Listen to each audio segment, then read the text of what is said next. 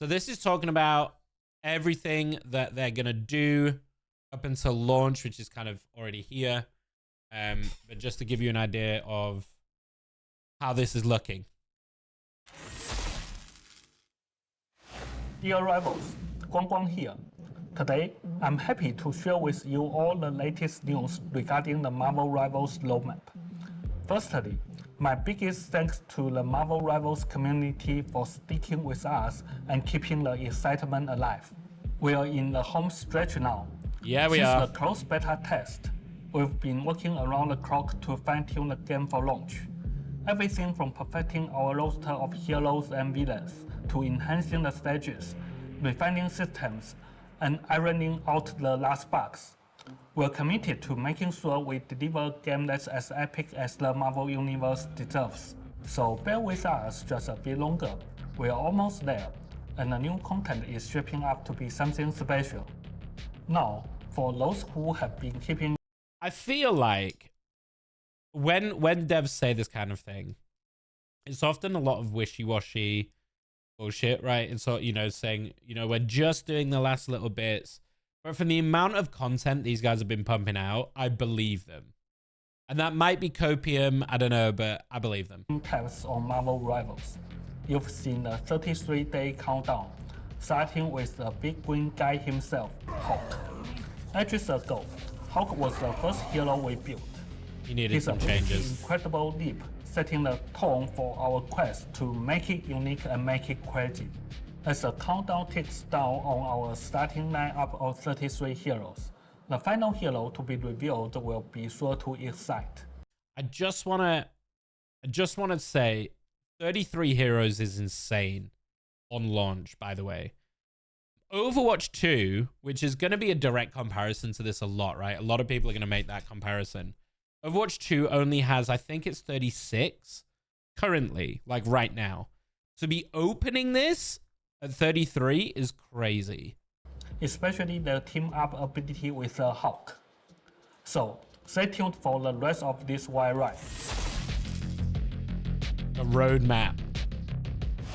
Regarding our seasonal roadmap, come December 6th, players will get to jump right into Season 0, Doom's Rise. Over the course of this month-long kickoff season, we will release a total of 33 heroes, 8 maps for quick match and competitive modes. And that was definitely, 8 maps, it was definitely one of the big points of the beta that everyone was talking about, was the lack of map diversity. The fact that they're adding in 8 quick match for 8 comp maps is awesome. And competitive modes, a conquest map, and a brand new practice range. Though practice range is important. Specifics about the newly added heroes under wraps for now. Doom's Rise is our opening season, and it's all about the chaos caused by Dr. Doom's time experiments, unleashing the time string entanglement versus Doom, resulting in the formation of 4 new chrono verses. The techno dystopia of 2099, the present timeline where evil gradually strikes, the unstable space-time of the mosaic timeline, and the collapsing timeline where even the gods can die. I wonder how these like function pasts, together. And alternate realities will be woven into our ever-evolving narrative, where every match you play tells a story. Do they have, this is what I don't know because I didn't get to play the beta. Do they have a like story mode going alongside this as well? Because that'd be insane, having like a campaign mode alongside like the multiplayer, which is obviously the multiplayer in this type of game is the focus, right? The competitive multiplayer. I wonder if they're setting up to do a campaign story. But this is just, if you know, let me know. Just the beginning. We are eager to bring more heroes and maps to those who love Marvel Rivals. So, Season 1 will begin in early January 2025. This is... So we get Season 0 on Friday, as of recording this. So in 5 days time. 5 days time. Up until January. So you get a month of Season 0 and then Season 1. Then will be the framework for all our 4 seasons going forward, where we plan to launch each season with new content, heroes, maps, team-up abilities, and maybe even new game modes. Each season will last about every 3 months. Pretty standard Behind 3 the months. scenes, we're already laying most the games. groundwork for next year, and it's shaping up to be something really exciting. Monetization's a big one. That's been the subject of discussion among the community has been monetization. Above all, we want to remind the players that we are never going to charge for power, and there will be no pay-to-win schemes. So to start, at launch, we are rolling out a battle pass packed with costumes and cosmetic goodies.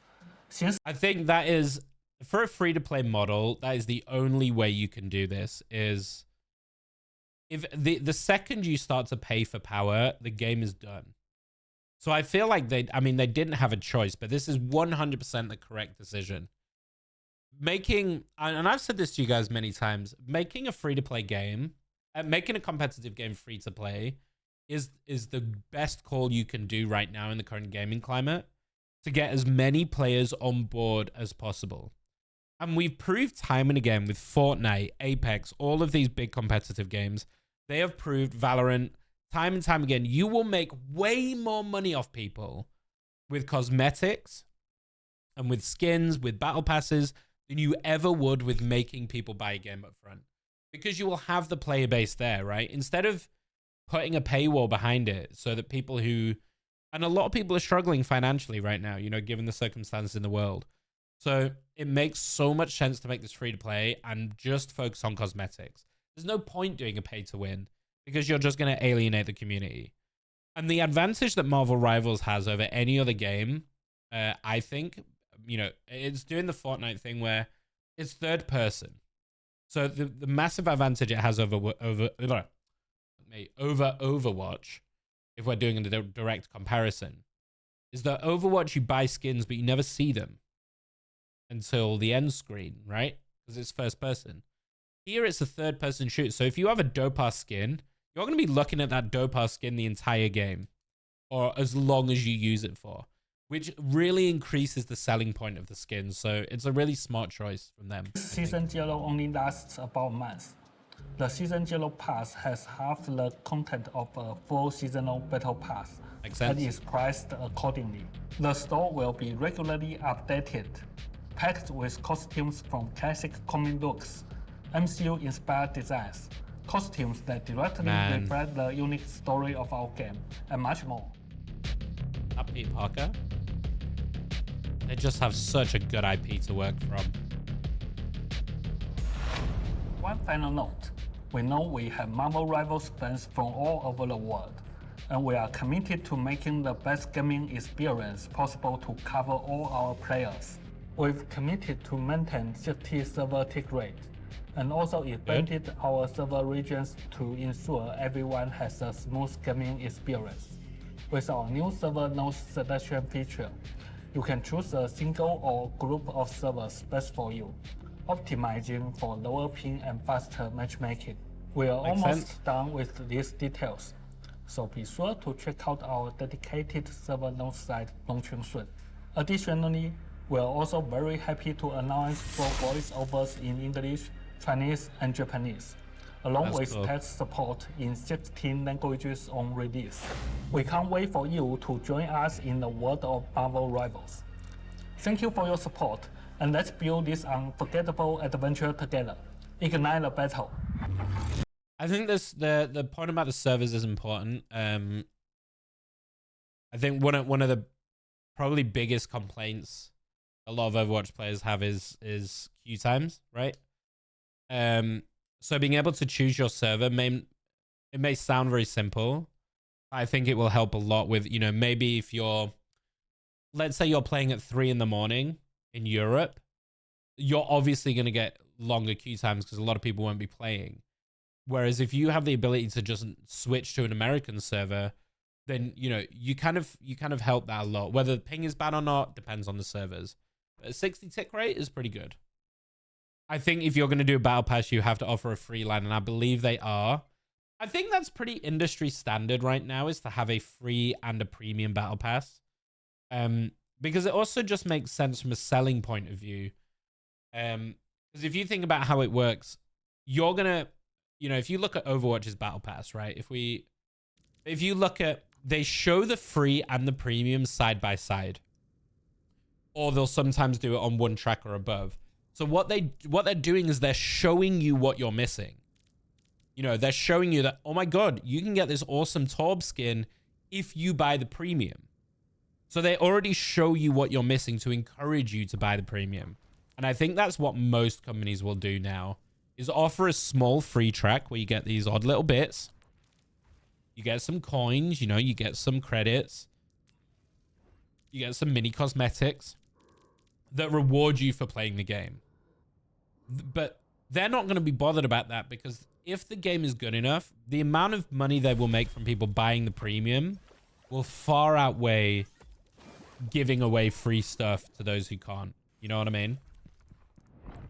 So I think it's a really smart strategy, to be perfectly honest. And I think it's the only way that a game like Marvel Rivals could work. I can tell you right now, if they said day one, you have to pay $30, they would get maybe a quarter to half of the player base that they would otherwise. Because you're just paywalling people out. Whereas this way, they get the full player base to play it. They get all the feedback. They get all the server stressing. They get, you know, the community. They get people getting involved and enjoying the game and making content about it. You've got content creators like me making streams and videos about it. They get all of that free stuff just by making the game free. And they will make more than enough money otherwise.